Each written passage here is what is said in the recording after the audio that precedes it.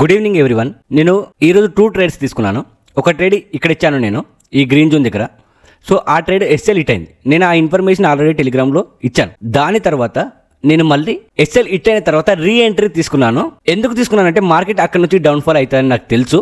ఆ ఇన్ఫర్మేషన్ కూడా నేను ఆల్రెడీ టెలిగ్రామ్లో ప్రొవైడ్ చేశాను. ఏమని ఇచ్చాను నేను రీ ఎంట్రీ తీసుకున్నాను. నేను ఇక్కడ మార్కెట్ని నమ్ముతున్నా. ఇక్కడ నుంచి మార్కెట్ అనేది డౌన్ సైడ్కి మూవ్ అయ్యే అవకాశం ఉంది అని క్లియర్గా నేను అక్కడ చెప్పాను.